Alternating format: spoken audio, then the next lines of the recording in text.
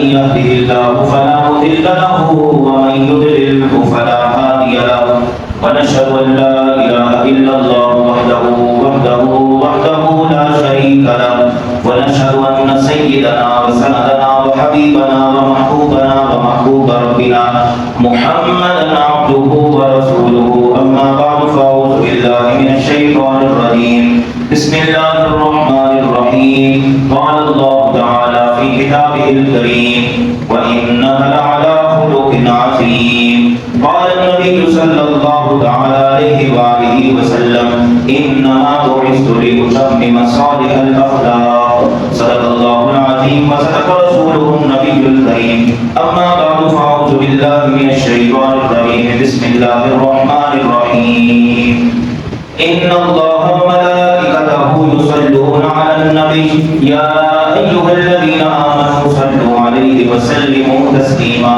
اللهم صل على سيدنا ومولانا محمد وعلى آل سيدنا ومولانا محمد وأصحاب سيدنا ومولانا محمد وبارك وسلم اللہ رب العزت کا کروڑ مرتبہ شکر ہے جس کی توفیق سے جمعہ المبارک کی بابرکت ساعتوں میں اس کے حضور سے یارین ہونے کے لیے جمع ہوئے بے حد درود و سلام نبی مکرم جناب حضرت محمد مصطفیٰ صلی اللہ علیہ وسلم کی بارگاہ میں کہ جن کی محنتوں سے یہ پیارا دین ہم سب کو نصیب ہوا اللہ سے دعا ہے کہ اس دین کو بطور نظام دنیا میں عائد کرنے میں اپنا کردار ادا کرنے کی توفیق عطا فرمائے آمین۔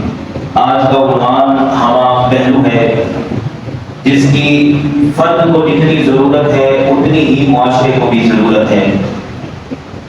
اگر اخلاقی قدریں جس معاشرے میں زندہ ہوتی ہیں وہ معاشرہ جینا سیکھ جاتا ہے، اور جہاں اخلاقی قدریں پامال ہو جائیں اس معاشرے میں پیسہ چاہے جتنا مرضی ہو، جائیدادیں اور دولت چاہے جتنی مرضی ہو، لیکن اگر اخلاقی قدریں رخصت ہو جائیں وہ معاشرہ تباہ و برباد ہو جاتا ہے۔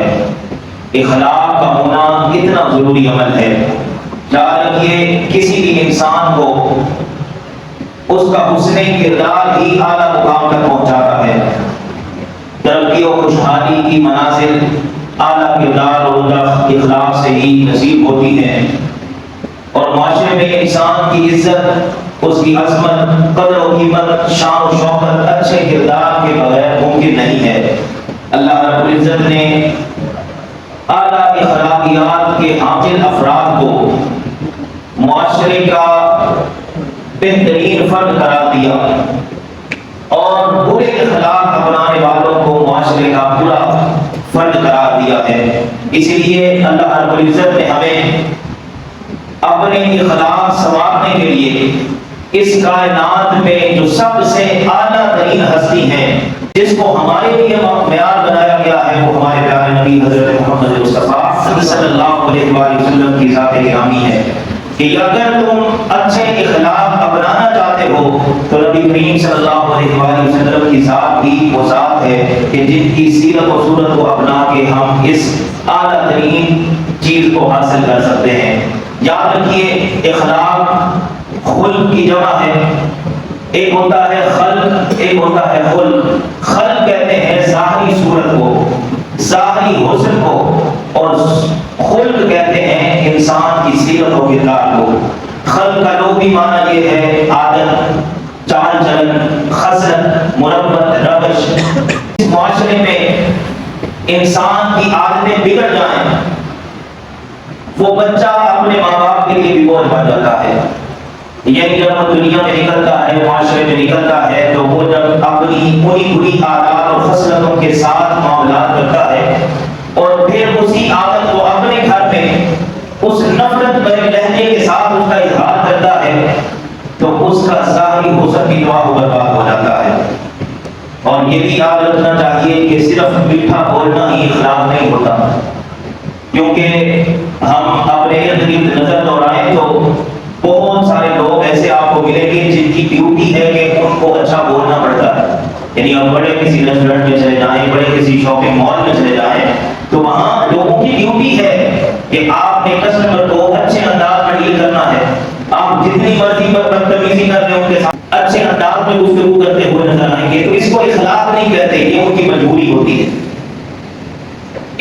ہم دیکھتے ہیں کہ کچھ لوگوں کے ساتھ ملنے چلے جائیں تو بڑی گرم جوشی کے ساتھ لوگ ملتے ہیں، ان کے استقبال بھی کرتے ہیں، سارا کچھ کرتے ہیں، لیکن جیسے ہی آپ اٹھ کے گئے تو آپ بھی برائی کرنا شروع ہو جائیں گے۔ تو یہ جو دو چہروں والا شخص ہے اس کو اخلاق نہیں کہیں گے بلکہ نفاق کہیں گے۔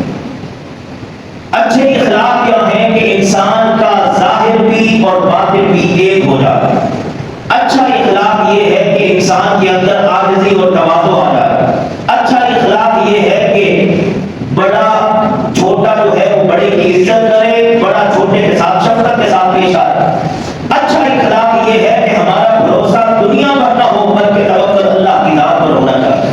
اچھا اخلاق یہ ہے کہ ہمارے نظریات اتنے پختہ ہوں کہ ہمیشہ ہم حق کے ساتھ کھڑے ہوں۔ اچھا اخلاق یہ ہے کہ ہم قول کے سچے اور وعدے کے پکے ہو جائیں۔ اچھا اخلاق یہ ہے کہ ہم امانت دار ہو جائیں۔ حضرت علی رضی اللہ تعالیٰ عنہ سے کسی نے پوچھا کہ امانت داری کیا ہے؟ آپ نے فرمایا آؤ میں تمہیں ایک بات سناتا ہوں۔ حضرت عمر رضی اللہ تعالیٰ عنہ کہتے وہ خلیفہ وقت تھے، امیر المومنین تھے، تو میں ملنے کے لیے چلا گیا۔ جب میں گیا تو آپ کچھ دستاویزات لکھ رہے تھے، دیا جل رہا تھا۔ جب میں داخل ہوا تو انہوں نے پہلا سوال مجھ سے یہ کیا، علی مجھے ذاتی حیثیت میں ملنے آئے ہو کہ کوئی سرکاری کام آئے ہو؟ کہا جی میں تو آپ سے ذاتی طور پر ملنے آیا۔ جلدی سے اٹھے اور وہ دیا بجھا دیا۔ جب دیا بجھایا تو میں نے پوچھا یہ کیا کیا آپ نے؟ کہا میں سرکاری کام کر رہا تھا، میں نہیں چاہتا کہ مجھے کوئی ذاتی حیثیت میں ملنے آئے اور تیل کے چند قطرے بھی میری ذات کے لیے ضائع ہو جائے۔ دوستوں یہ ہے اخلاق کی اعلیٰ قدریں جن کو ہم بس اب مثال کے طور پر بیان کرتے ہیں لیکن ہماری عملی زندگی سے جدا ہوئی، اور یہی قوم کے زوال پذیر ہونے کی سب سے بڑی وجہ ہے۔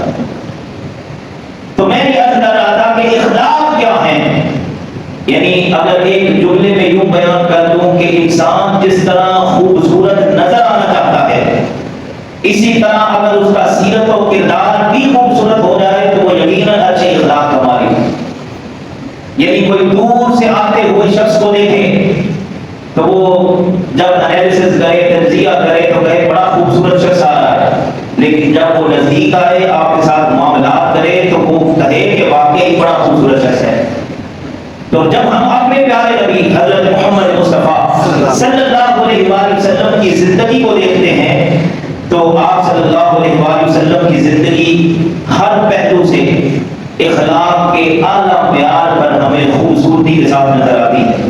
یعنی آپ صلی اللہ علیہ وآلہ وسلم کا انداز گفتگو ہو، آپ کا مسکرانا ہو، آپ کا چلنا پھرنا ہو، آپ کا لباس پہننا ہو، آپ کا کھانے پینے میں نفاست اور سادگی کا اختیار کرنا ہو، اسی طرح حسن معاشرت ہو، گھریلو امور ہو، لوگوں کے ساتھ معاملات کی بات ہو تو آپ کا جود و سخا ہو، آپ کی شرم و حیا ہو، اسی طرح تمام پہلو آپ کا عملی طور پر کفر کے خلاف ڈٹ جانا ہو، جہاد کے لیے نکل کر میدان عمل میں آنا ہو، اور جب حدود اللہ کو پامال کیا جائے تو آپ صلی اللہ علیہ وآلہ وسلم کا اس جگہ پر حق کو بیان کرنا ہو اور ایک اسلامی اسٹیٹ کی بنیاد اس بنیاد پر رکھنا ہو، اور پھر صحابہ کا اس پر عمل کرتے ہوئے آدھی دنیا پر اسلام کا پرچم بلند کرنا ہو، یہ سارے کا سارا اخلاق کہلاتا ہے۔ اس لیے ہمیں حکم بھی دیا گیا لقد کان لکم فی رسول اللہ اسوۃ حسنہ، فرمایا تم اگر کسی شخصیت کو معیار زندگی بنانا چاہتے ہو، اگر کسی شخص کی پیروی کی جا سکتی ہے تو وہ میرے اور آپ کے آقا جناب حضرت محمد مصطفیٰ صلی اللہ علیہ وآلہ وسلم کی ذات ہے۔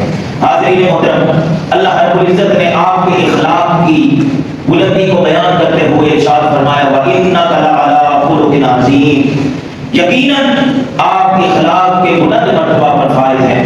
حضرت ابو ہریرہ رضی اللہ تعالیٰ عنہ بیان کرتے ہیں رسول رحمت صلی اللہ علیہ وآلہ وسلم نے ارشاد فرمایا انما بعثت لأتمم مصالح الاخلاق، کہ میں اس لیے مبعوث کیا گیا کہ عمدہ اخلاق کی تکمیل کر دوں۔ حضرت معاذ بن جبل رضی اللہ تعالیٰ عنہ بیان کرتے ہیں کہ جب مجھے یمن کا گورنر بنایا جا رہا تھا تو آخری لمحے مجھے جو نصیحت کی آپ صلی اللہ علیہ وآلہ وسلم نے وہ یہی تھی کہ احسن خلقک للناس، لوگوں کے ساتھ ہمیشہ اچھے اخلاق سے پیش آنا۔ حضرت عبداللہ بن عمر رضی اللہ تعالیٰ عنہ بیان کرتے ہیں کہ نبی کریم صلی اللہ علیہ وآلہ وسلم نے ارشاد فرمایا تم میں سے سب سے زیادہ مجھے جو عزیز ترین شخص ہے وہ ہے کہ جس کے اخلاق سب سے عمدہ ہو۔ پتہ چلا کہ معاشرے میں بھی اگر عزت ہمیں درکار ہے، کوئی منصب چاہتے ہیں، کوئی وقار چاہتے ہیں، تو اچھے اخلاق کا ہونا انتہائی ضروری عمل ہے۔ اور روز قیامت بھی ہمیں کوئی عزت مل سکتی ہے تو وہ اچھے اخلاق کی بدولت ہی مل سکتی ہے، اور ہماری نجات بھی اسی میں ہے۔ اسی لیے حضرت ابو درداء رضی اللہ تعالیٰ عنہ بیان کرتے ہیں کہ رسول اللہ صلی اللہ علیہ وآلہ وسلم نے ارشاد فرمایا میزان پر جو سب سے وزنی چیز ہوگی وہ انسان کے اچھے اخلاق ہوں گے۔ حاضرین محترم، نبی کریم صلی اللہ علیہ وآلہ وسلم کے صحابہ انہوں نے اس تربیت کو اس طرح دنیا کے سامنے اعلان کیا کہ آج وہ ہمارے لیے رول ماڈل ہیں، آج وہ ہمارے لیے بہترین مثالیں ہیں۔ حضرت عمر کی بات ہو رہی تھی، آپ دیکھیے تو صحیح، حضرت عثمان غنی کہتے ہیں کہ ایک دن میں دیکھا کہ دوپہر کا وقت ہے اور سورج جو ہے وہ پوری آب و تاب کے ساتھ چمک رہا ہے، مدینے کی گلیوں میں سناٹا ہے، لیکن میں ایک بوڑھے شخص کو دیکھتا ہوں کہ وہ 2 اونٹ ان کو ہانکتا ہوا آ رہا ہے۔ میں نے دل میں سوچا کہ یار یہ کتنا عجیب شخص ہے، لوگوں کے آرام کا وقت ہے اور اس کو اونٹوں کی فکر پڑی ہوئی ہے۔ کہتے میں دل میں سوچ رہا تھا کہ میں جا کے نصیحت کروں کہ بابا تو آرام کیوں نہیں کرتا۔ کہتے جب میں قریب گیا تو دیکھا کہ کوئی اور نہیں تھا، وہ جناب عمر تھے رضی اللہ تعالیٰ عنہ۔ حضرت آپ یہ کیا کر رہے ہیں؟ تو فرمانے لگے کہ ہمارے غنیمت کے اونٹ نے بھاگ گئے تھے، انہیں گھیر کے لایا ہوں۔ تو کہا حضرت کسی غلام کی ڈیوٹی لگا دیتے۔ تو فرمایا حکومت عمر کی ہے تو ذمہ داری بھی عمر کی۔ حضرت عمر نے کوئی پارلیمنٹ ہاؤس نہیں بنایا تھا، کوئی پریزیڈنٹ ہاؤس اور کوئی وزیر اعظم ہاؤس نہیں بنایا تھا، وہ اس جماعت کے ادنا سے غلام سمجھتے تھے اپنے آپ کو، جس کی بنیاد رسول اللہ صلی اللہ علیہ وسلم نے رکھی تھی۔ حضرت ابو بکر ہوں، عمر ہوں، عثمان غنی ہوں، علی المرتضیٰ ہوں، انہوں نے کوئی ایسی بڑی بڑی بلڈنگیں نہیں بنائی تھی، بلکہ انہوں نے انہی اعلیٰ اخلاقی قدروں کو زندہ کیا۔ اللہ نے قیامت تک کے لیے انہیں زندہ رکھا۔ حضرت علی کا دور آتا ہے، قاضی شریح جن کو اعلیٰ عدلیہ کا جج مقرر کیا گیا، آپ اپنا استعفیٰ لے کر حضرت علی کے پاس آ گیا، امیر المومنین میں کام نہیں کر سکتا۔ فرمایا وجہ کیا بنی؟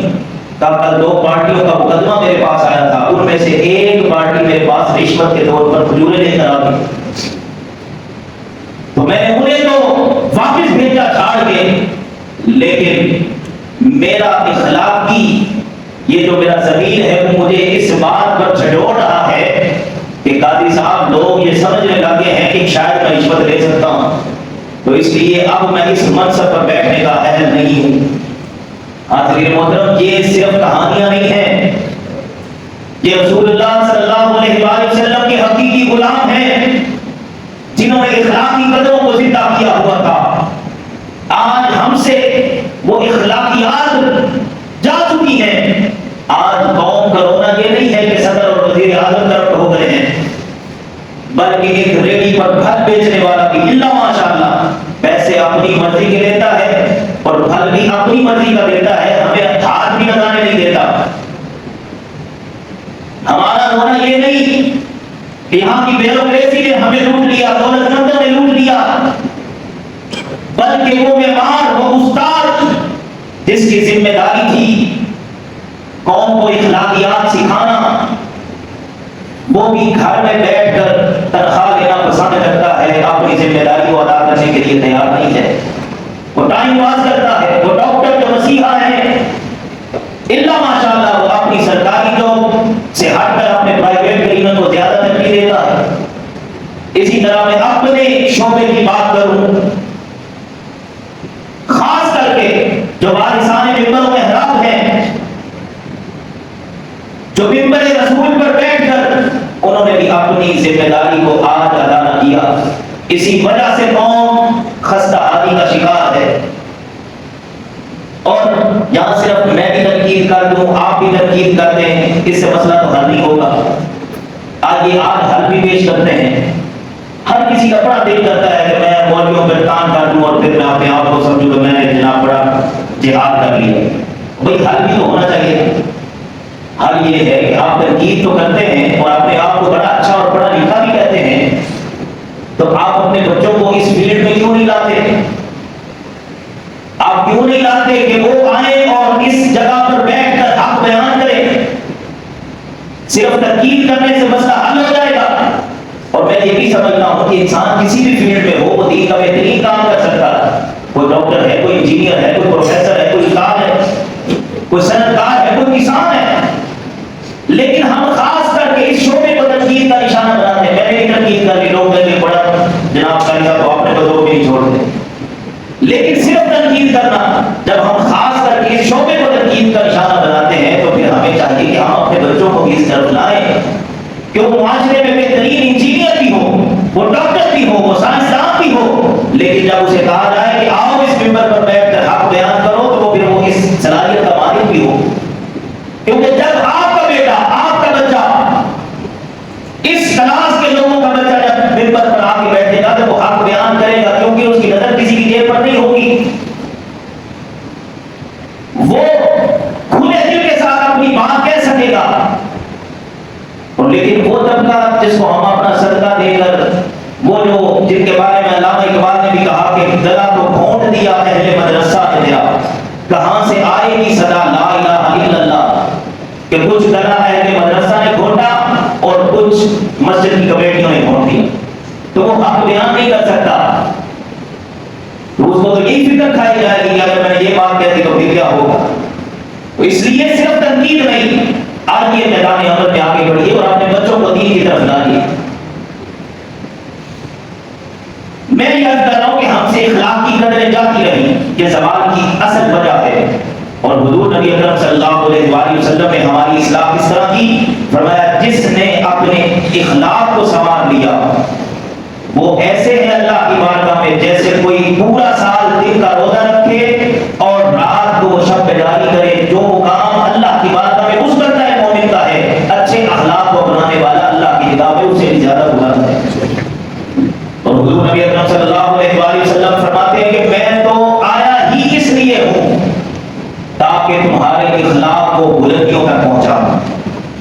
اب دیکھیے تو صحیح ہماری اخلاقی قدریں کس قدر زوال پذیر ہو گئی کہ ایک وقت تھا کہ جب کسی کے پاس ایک پیسہ بھی کسی کا ہوتا تو اس کے وہ اپنے اوپر بوجھ سمجھتا تھا، لیکن آج لاکھوں کروڑوں کھانا ہے تو کسی کو پرواہ نہیں ہوتی. ایک وقت وہ تھا کہ جب پڑوسی پریشان ہوتا تو ہم بھی پریشان ہو جایا کرتے، وہ بے چین ہوتا تو ہمیں بھی سکون کی نیند نہ آیا کرتی. حضرت عثمان غنی امیر المومنین بھی تھے اور ویسے بھی امیر تھے، مالدار تھے، لیکن کسی کی ضرورت کسی کو پڑ جاتی تو اس کے گھر تک اس کی ضرورت کو پورا کرنے کے لیے خود جاتے، کسی غلام کو نہ بھیجتے. بلال حبشی ہم نے کتنی دیواریں کھڑی کر دی اپنے درمیان، یہ فلاں ذات کا ہے، یہ کم ذات ہے، یہ فلاں برادری کا ہے. بلال حبشی رنگ کے کالے تھے، ہونٹ موٹے تھے، غلامی میں زندگی گزاری، پڑھنا لکھنا بھی نہیں جانتے تھے، لیکن صحابہ کی نگاہ میں ان کی قدر کیا تھی؟ جب بھی کسی مجلس میں آ جاتے، ہاشمی ہو یا قریشی ہو، مہاجر ہو یا انصار ہو، سب کے سب ان کے استقبال کے لیے کھڑے ہو جاتے. ان کے اندر اخلاقیات موجود تھی. یہ تو دنیا کا ان کا منصب تھا، اور آخرت میں کیا منصب ہے؟ رسول رحمت صلی اللہ علیہ وآلہ وسلم فرماتے ہیں بلال تو کیا عمل کرتا ہے، چلتا تو دنیا میں ہے اور تیرے قدموں کی آہٹ جنت میں سنائی دیتی ہے. آج ہمارے گھروں کا نظام تباہ و برباد ہو چکا ہے. میں ایک جگہ چلا گیا، والدین کی عظمت پر بات کی، ایک نوجوان آ گیا، وہ بھی شکایت کرنے لگا. یعنی وہ رشتے جو بڑے انمول تھے، جن میں لالچ نہیں تھا، وہ نوجوان کہنے لگا، بیٹا شکایت کر رہا ہے کہ ابا بھی تو اسی کو پسند کرتا ہے جو پیسے زیادہ لا کے دیتا ہے، ماں بھی اسی کو سراتی ہے جو زیادہ پیسے کماتا ہے. آپ بتائیے نصیب بازار سے تو نہیں ملتے. اب اس کا مطلب یہ بھی نہیں ہے کہ انسان کوشش کرنا چھوڑ دے، ہمت چھوڑ دے، کوشش کرے، نصیب واقعی اپنا اپنا ہے. تو ماں باپ بھی اس ترازو میں تولیں گے اولاد کو. یہ اخلاقیات ہے ہماری. وہ پیر، وہ شیخ جس کی ڈیوٹی تھی لوگوں کی اصلاح کرنا، اس نے بھی دیواریں بنائی. کوئی ماڑا آ جائے تو کہنے لگے کھاتے ہی سنا کوئی تگڑا آ جائے تو کہتے ہیں تو خود نہیں آیا، اپنی خواب دیکھے تھے تو آیا، تینوں بلایا کیا ہے؟ اس نے بھی معیار اپنا کسی دولت کو بنایا ہے. ہمارے مطمع نظر جب پیسہ ہے تو اخلاقیات کہاں رہیں گی؟ دیکھیے نبی پاک صلی اللہ علیہ وآلہ وسلم کی سیرت. حضرت ثمامہ جو یمامہ قبیلے کے سربراہ تھے، کلمہ پڑھ کے مسلمان ہو گئے. اب ان کے قبیلے سے گندم ڈلہ اہل مکہ کو جایا کرتا. ابھی چند ماہ گزرے ہیں احد میں، نبی کریم صلی اللہ علیہ وآلہ وسلم کو اور آپ کے صحابہ کو اہل مکہ نے ستایا ہے. عبداللہ بن جہش کو شہید کیا گیا، انس بن نضر کو آپ کی آنکھوں کے سامنے شہید کیا گیا. حضرت امیر حمزہ رضی اللہ تعالیٰ عنہ کا کلیجہ چبایا گیا، آپ کے دندان مبارک کو شہید کیا گیا. چند دن گزرے ہیں اور ادھر قحط آ گیا ہے مکہ کی سرزمین پر، بارشیں نہیں ہو رہی، قحط سالی کا ماحول ہے، گندم بند ہو چکی ہے. حضرت ثمامہ کہتے ہیں کہ جو میرے نبی کو نہیں مانتا ان کے لیے کوئی گندم نہیں. ابو سفیان چھپتے چھپاتے ہوئے مدینہ پہنچے ہیں اور اپنے حالات بتا رہے ہیں کہ ہم تو قحط سالی کی وجہ سے بچ گئے، مائیں اور بچے پریشان ہیں، آپ کے غلام ثمامہ نے گندم بند کر دی ہے. حالات بتا رہے ہیں ابو سفیان، اور کریم آقا صلی اللہ علیہ وآلہ وسلم کی آنکھوں سے آنسو جاری ہو. ان دشمنوں کے لیے وہ نبیوں میں رحمت لقب پانے والا، مرادیں غریبوں کی بتلانے والا، مصیبت میں غیروں کے کام آنے والا، وہ اپنے پرائے کا غم کھانے والا، فقیروں کا ملجا، ضعیفوں کا بابا، یتیموں کا والی، غلاموں کا مولا، خطا کر سے درگزر کرنے والا. حضور نبی اکرم صلی اللہ علیہ وآلہ وسلم صحابہ کہتے ہیں کہ احد کے میدان پر اتنا ستایا کہ ہم نے کہا یا رسول اللہ ان کے لیے دعا کیوں نہیں کرتے کہ یہ تباہ و برباد ہو جائے؟ کریم آقا صلی اللہ علیہ وآلہ وسلم نے دعا کیا کی؟ اللہم اہد قومی فانہم لا یعلمون، مولا میری قوم کو ہدایت عطا فرما، یہ جانتے نہیں ہیں. تو آپ صلی اللہ علیہ وآلہ وسلم نے کیا کیا؟ فرمایا خط لکھو ثمامہ کو کہ پہلے تم اپنی مرضی سے گندم دیتے تھے، اب تیرے نبی کا حکم ہے پہلے سے زیادہ گندم دو گے. اور دعا کی کہ مولا مکہ کے 7 لاکھ پہاڑوں میں اپنی رحمت کی بارش نازل فرما، وہاں کی کھیتیوں کو ہرا بھرا کر دے، وہاں کی ماؤں کو خوشحالی عطا فرما دے، بیٹوں کو تازگی عطا فرما دے. یہ دعا ہو رہی ہے. ابو سفیان کہتے ہیں ایک رنگ یہ دیکھا اور دوسرا رنگ میں نے فتح مکہ کے موقع پر دیکھا، میں ساری زندگی مخالفت کرتا رہا. اور کریم آقا صلی اللہ علیہ وآلہ وسلم کیا فرماتے ہیں؟ فاتح بن کر آئے ہیں اور فرماتے کیا ہے کہ جو ابو سفیان کی حویلی میں داخل ہو گیا وہ بھی امن پا ہے. حاضرین محترم، آج اپنے بھائی کے لیے کوئی دعا کرنے کے لیے تیار نہیں، کہتا میرا شہید ہے، کوئی مرتا ہے تو مرے، میں کیوں کسی کے لیے دعا کروں. آج مسلمان کا گلا کاٹ رہا ہے. ہم کیا اسرائیل کے خلاف اور امریکہ کے خلاف جنگ کریں گے؟ ہمارا تو ہماری اخلاقی کرے تو اس قدر پامان ہو چکی. آج دیکھیے پورا 1 سال گزر گیا، فلسطین کی سرزمین پر ہمارے نہتے مسلمان بہن بھائیوں کو شہید کیا جا رہا ہے اور ہم ہاتھ پر ہاتھ دھرے تماشائی بنے ہوئے ہیں. اس وقت تک 85,000 ٹن بارود وہاں پھینکا جا چکا ہے. 80 سے 90% بلڈنگیں تباہ ہو چکی. 10,000 سے زائد لوگ ابھی بھی مسجد کے نیچے وہ مر چکے ہیں، ان کو نکالنے والا کوئی نہیں ہے. 40,000 سے زائد لوگ لقمہ اجل بن چکے ہیں. 30,000 سے زائد لوگ اس وقت بھی زخمی ہیں، جن میں زیادہ تعداد بچوں اور خواتین کی ہے. وہاں کے ہسپتال محفوظ نہ رہے، مساجد اور مدارس اور سکول اور چرچ تک انہوں نے تباہ و برباد کر دیے. وہاں کا پیرامیڈیکل سٹاف، ڈاکٹر، ان کو بھی نشانہ بنایا گیا، صحافیوں کو نشانہ بنایا گیا. اس وقت انسانیت کے خلاف بدترین عمل کیا جا رہا ہے. اور کیوں ہو رہا ہے؟ اس لیے کہ نبی پاک صلی اللہ علیہ وسلم نے تو پہلے ہی فرما دیا تھا الکفر ملت واحدہ، وہ تو ایک ملت ہے. ہم اپنا سبق بھول چکے ہیں. اتنا ظلم کیا جا رہا ہے کہ مسلمانوں کی باقاعدہ نسل کشی کی جا رہی ہے. اور $310 بلین امریکہ ڈائریکٹ اسرائیل کی مدد کر چکا ہے اس وقت تک. اور آج کا ہمارا روشن خیال پاکستانی یہ سمجھتا ہے وہ سرعام دہشت گردی کر رہے ہیں، عالمی قوانین کی کی بجائے کہتے ہیں حماس بڑا دہشت گرد ہے. لوگوں خیال کرو 2006 میں یہ باقاعدہ جمہوری پارٹی ہے حماس. 2006 میں الیکشن جیت کر اسماعیل ہنیہ وزیر اعظم بنے تھے. ہم اپنے آپ کو بڑا جمہوریت پسند کہتے ہیں اور دوسروں کو ہم دہشت گرد کہہ کے نکل جائیں. آج کا مسلمان اتنا ظلم دیکھنے کے بعد یہ بات کہے کہ دونوں ریاستوں کو تسلیم کر لینا چاہیے، اسی میں نجات ہے. یہ اتنا بڑا ظلم ہے ان فلسطینی بہن بھائیوں کے خلاف کہ جو آج تک جدوجہد کر رہے ہیں. پاکستان اگر یہ موقف اپناتا ہے تو یہ اپنی پرنسپل پوزیشن سے پیچھے ہٹنے والی بات ہے، کیونکہ پاکستان کا موقف ہمیشہ سے کیا رہا ہے کہ اسرائیل ایک قابض گروہ ہے. قائد اعظم رحمۃ اللہ علیہ کا یہی موقف تھا، عالیہ مسلم لیگ کا یہی موقف تھا، اور قرارداد پاکستان جب پیش کی گئی تو دوسری قرارداد یہی تھی کہ اسرائیل ایک قابض گروہ ہے اور فلسطین ایک آزاد اسلامی ریاست ہے. اگر آج بھی اگر ہم متحد نہیں ہوتے تو لوگوں یاد رکھ لو جو حال آج لبنان کا ہو رہا ہے. بیروت میں حضرت یونس علیہ السلام کے مزاج کو بھی نشانہ بنایا گیا تو یاد رکھو تمہاری گدیاں بھی سلامت نہیں رہیں گی. یہاں پر بھی مزارات اور مدارس اور مساجد محفوظ نہ رہیں گے. چند لمحوں کے لیے کوئی میڈیا سے سوشل میڈیا پہ گزرتی ہے نا جہاں معصوم بچے اپنے آپ کو بچانے کے لیے ان بیروت سے ان ڈرون سے وہ کبھی کسی دیوار کا سہارا لیتے ہیں، کبھی کہاں جا کے چھپتے ہیں، تو ایک دفعہ تو دل کو ہاتھ بڑھتا ہے. لیکن وہ چند لمحوں کے لیے ہماری کیفیت ہوتی ہے. لیکن اب کبھی سوچئے کبھی ہمارے بچوں کے ساتھ یہ ہو تو پھر کیا گزرے گی.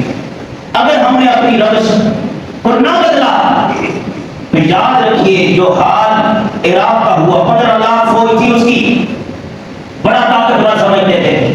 شام میں کیا ہوا بڑی طاقت تھی. ویتنام، افغانستان ایک لمبی فہرست ہے. ہر کوئی یہ سمجھتا تھا کہ یہ ان کے ساتھ ہو رہا ہے ہمارے ساتھ تو نہیں ہو رہا. تو اسی لسٹ میں پاکستان کا نام بھی ہے. لوگ آج بھی اگر عملی طور پر ہم ان کے ساتھ کچھ نہیں کر سکتے تو کم از کم جو کچھ ہم کر رہے ہیں ایک مالی معاونت تو ان کے ساتھ کی جا سکتی ہے. تو میں آپ سب کو کہوں گا کہ کچھ دوست آج بھی موجود ہیں باہر جو ایک پوری منظم تنظیم چلا رہے ہیں. انہوں نے اسی تنظیم کے تحت 2 ارب سے زائد رقم آج تک ان تک پہنچا چکے ہیں. تو ان دوستوں کے ساتھ تعاون کیجیے. آدم صاحب 45 صاحب ہوں گے وہاں پر تو ان دوستوں کے ساتھ تعاون کریں گے. الخدمت کے دوست کوئی 10 روپے بھی دے سکتا ہے. اسی مسجد سے الحمدللہ لاکھوں روپے پہلے بھی جا چکے ہیں. تو آپ کا 1-1 روپیہ امانت کے طور پر ان تک پہنچایا جاتا ہے. ان دوستوں کے ساتھ تعاون کیجیے اور اپنے آپ کو بدلنے کی کوشش کریں. مسلمان بھی ملت واحدہ ہیں لیکن ہم اپنا سبق بھول چکے ہیں. اللہ ہمیں عمل کی توفیق عطا فرمائے.